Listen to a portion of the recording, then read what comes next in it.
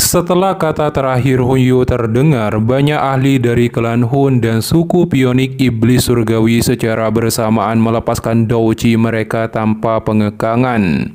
Tubuh mereka bersinar saat mereka mengepung kelompok Sioyan. Ekspresi kelompok Sun Er menjadi dingin ketika melangkah maju, dan douchi di dalam tubuh mereka mulai melonjak. Hunyu, apakah kau berencana memulai perang besar antara klan Gu dan klan Hun? Gu Qiang dengan dingin berteriak. Hunyu berkata, tidak pernah takut dengan klan Gu. Klan Hun hanya membiarkannya menikmati waktu mereka dengan damai. Tatapan Hunyu tajam ke arah Sioyan. Meski Tianzun keempat gagal menangkapnya, tapi sekarang dia akan mengambil tindakan sendiri untuk mengalahkan Sioyan dan membawanya ke aula jiwa. Douchi hitam pekat melonjak keluar dari tubuh Hunyu ke segala arah. Hunyu meminta Jiu Feng menyerahkan Sioyan padanya. Sementara dia, anggota suku pionik iblis surgawi dan ahli lainnya dari klan Hun akan mengatasi kelompok Sioyan. Jiu Feng mengangguk mendengar ini meski dia ingin bertempur dengan Sioyan. Jiu Feng segera berteriak serang. Dia dan yang lainnya bergerak menembakkan banyak pilar douchi. Di bawah serangan ini, Sun Er hanya melambaikan tangannya dan menghancurkan semua pilar douchi. Sun Er berkata pada Sioyan untuk menawarkan dirinya akan menghadapi Hunyu. Sioyan tersenyum tipis dan berkata itu tidak perlu. Kelompok Sun Er hanya perlu fokus untuk bertempur dengan Jiu Feng dan yang lainnya. Segera setelah itu, pertempuran langsung antara kelompok Sun Er dan Jiu Feng pecah di atas cakrawala. Sioyan berjalan ke hadapan Hunyu. Hunyu dengan tajam melihat Sioyan dan bertanya, seharusnya kunci Gyo Kaisar kuno Tausi seharusnya ada di tanganmu, bukan? Sioyan tertawa dan berkata, kamu menginginkannya, maka ambillah sendiri. Ekspresi Hunyu menjadi sangat dingin dan niat membunuh melonjak mendengar perkataan Sioyan setajam silet ketika diremehkan. Dia kemudian melesat maju dan terjadilah pertempuran. Setelah beberapa pertukaran, Hunyu bersembunyi di balik celah ruang untuk menyerang Sioyan secara diam-diam. Tetapi Hunyu terlalu meremehkan indera tajam Sioyan. Sioyan tiba-tiba mengayunkan tinjunya diiringi api surgawi ke arah ruang kosong di sebelah kirinya. Ketika berbenturan, retakan ruang pecah dan tubuh Hunyu terhempas keluar dengan tubuh terhuyung-huyung secara menyedihkan. Sioyan melirik wajah suram Hunyu sebelum melihat pertempuran yang kacau di jarak yang cukup dekat sebelum menggelengkan kepalanya. Tanpa menunda lebih lama lagi, dia mengambil langkah maju, dan aura yang sangat luas dan kuat tiba-tiba melonjak keluar dari tubuhnya ke segala arah. Hunyu terkejut melihat kekuatan Sioyan telah mencapai Daozun bintang 9 perubahan ke 9 puncak. Dia akhirnya mengerti kenapa Sioyan tidak takut padanya. Itu karena kekuatan Sioyan telah melampaui kekuatannya. Namun, Hunyu menarik nafas berkata tidak takut meski kekuatannya telah mencapai selangkah menuju ranah Banseng. Dia membentuk segel dan tato klan muncul di keningnya. Auranya melonjak dan mendekati level Sioyan dalam sekejap. Tetapi Sioyan tersenyum saat dia berkata bahwa kekuatan itu masih belum cukup. Hunyu tertawa dingin ketika mulai membentuk segel. Kita akan tahu apakah itu cukup setelah bertukar pukulan. Douchi dingin di dalam tubuhnya membentuk telapak tangan hitam yang menakutkan. Diiringi tangisan sengsara tajam terus dipancarkan dari telapak tangan raksasa. Hunyu berteriak marah, telapak tangan penghancur jiwa. Telapak tangan hitam dengan kecepatan kilat membawa kekuatan penghancur luar biasa dibebankan pada Sioyan. Sioyan menggelengkan kepalanya, melangkah ke depan dan muncul di depan telapak tangan raksasa sembari berkata, "Aku telah mengatakan itu tidak cukup." Tinju Sioyan diselimuti api surgawi, menghantam telapak tangan raksasa. Ketika berbenturan, telapak tangan retak sebelum hancur seketika di bawah tatapan tercengang semua orang. Mereka tidak berharap serangan sebagian besar kekuatan Hunyu hancur oleh serangan acak dari tangan Sioyan. Kekuatan ini menekan serangan karena level yang sama sekali berbeda. Melihat serangannya dihancurkan dengan mudah, Hunyu dipenuhi keterkejutan dan syok. Bahkan seorang ahli Daozun bintang 9 perubahan ke-9 tidak akan dapat menahan telapak tangan penghancur jiwanya. Tetapi Sioyan berbeda. Sioyan berjalan di udara menatap Hunyu yang memasang ekspresi jelek dan tertawa. Apakah anggota klan Hun hanya memiliki trik seperti itu? "Sioyan, kamu jangan terlalu sombong," teriak Hunyu ketika ekspresinya menjadi gelap. Sioyan tersenyum mendengar tangisan Hunyu. Letusan api surgawi melonjak dari tangannya saat dia mengulurkannya. Segera telapak tangan api berukuran 1000 kaki terbentuk dan kecepatan seperti kilat dibebankan ke arah Hunyu. Hunyu mengatupkan giginya karena tidak puas saat melihat serangan Sioyan. Kabut hitam melonjak dari tubuhnya sebelum berubah menjadi banyak binatang kabut hitam yang ganas. Mereka berteriak dengan liar menerkam ke arah tangan api besar. Ketika binatang kabut hitam yang ganas bertabrakan dengan tangan api, mereka semua diledakkan menjadi asap dalam sekejap. Segera setelah itu, telapak tangan raksasa api dibanting dengan kejam dan menghantam tubuh Hunyu sampai muntah darah sebelum tubuhnya terhempaskan dan menabrak tanah dalam kondisi pingsan. Setelah itu Sioyan melirik medan pertempuran yang kacau. Dia tertawa dingin saat tangannya meluncur ke arah pertempuran. Beberapa pukulan dilepaskan ke udara dan angin yang menakutkan menebus ruang kosong sebelum menabrak tubuh beberapa ahli klan Hun dan pionik iblis surgawi.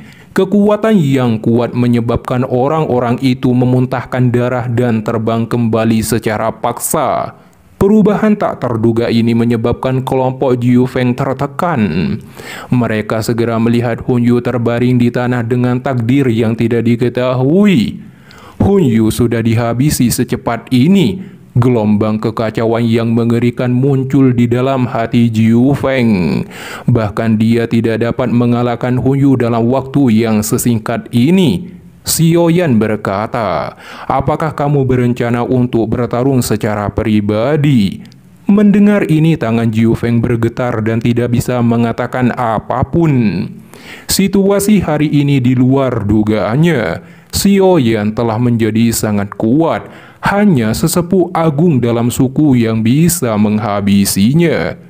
Sioyan melirik Hunyu di kejauhan yang sedang berjuang untuk berdiri. Niat membunuh muncul. Klan Hun adalah musuh abadinya sampai diantaranya musnah.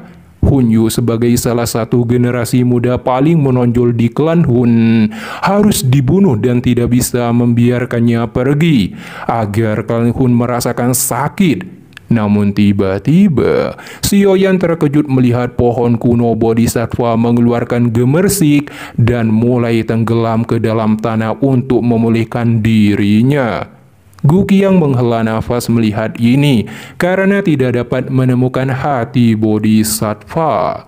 Sioyan tersenyum ketika tangannya mengusap bagian dadanya di mana jantung yang jernih seperti zamrud berdebar sekarang berada. Ini adalah hati Bodhisattva yang legendaris, tapi Sioyan belum menyempurnakannya. Begitu dia benar-benar menyempurnakannya, dia akan bisa masuk ke kelas Dao Sheng. Pohon kuno Bodhisattva akhirnya tenggelam ke tanah. Sioyan dengan lembut menghela nafas, tapi dia baru saja akan berbicara ketika ekspresinya tiba-tiba terkejut. Ruang di sekitarnya tiba-tiba menjadi sangat terdistorsi. Rasanya seperti ada penjara yang menyegel mereka.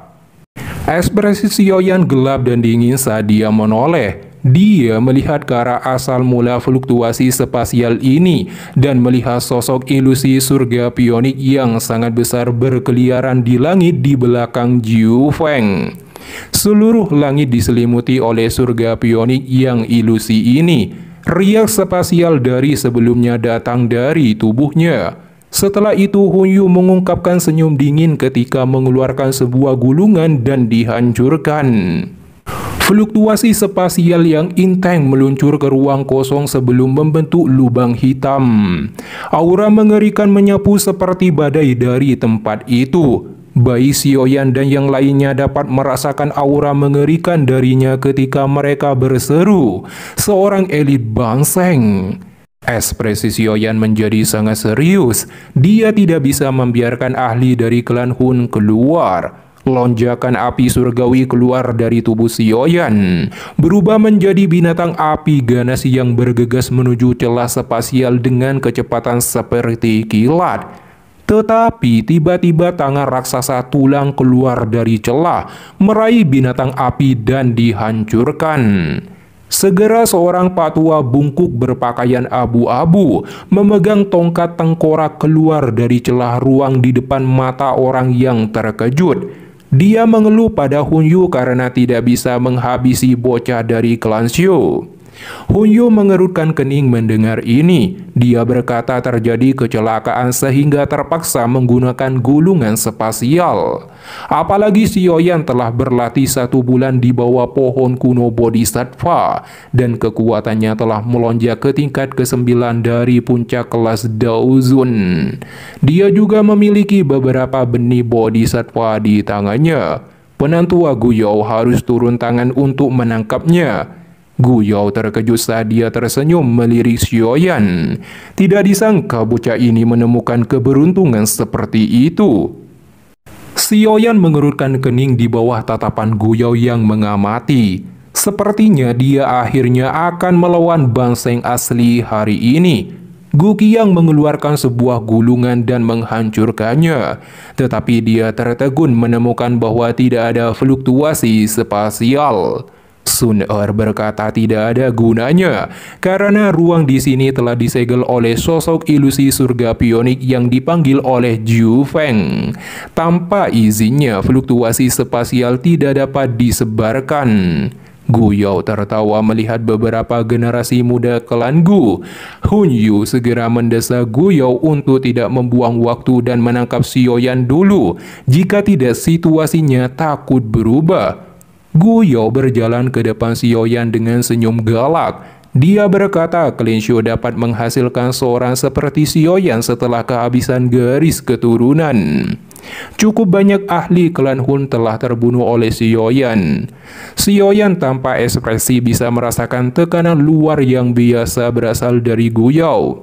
Gu Yao memperkenalkan dirinya sebagai Tianzun kedua, tapi dia lebih suka dipanggil Sain Gu Yao. Sioyan tidak menyangka patua ini adalah Tianzun kedua.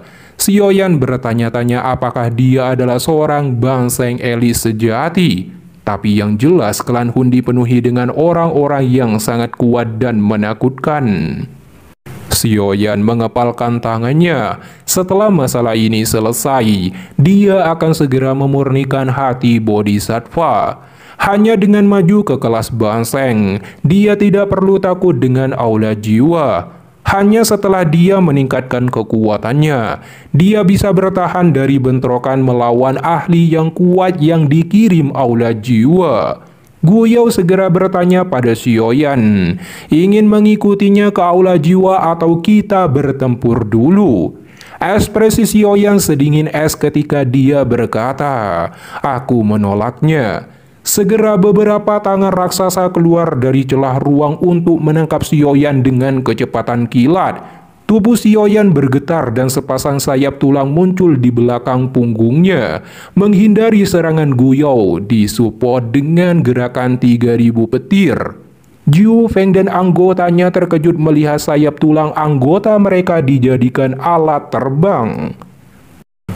Xiaoyan menoleh meminta Sun Er untuk menahan Guyao sebentar. Sun Er mengangguk dan mengeluarkan tato klan berwarna-warni di keningnya. Di saat yang sama, aura Sun Er tiba-tiba melonjak saat api keemasan memenuhi kedua matanya. Xiaoyan mundur untuk menggabungkan 5 api surgawi dan bersiap melepaskan serangan terkuatnya untuk mengalahkan Guyao.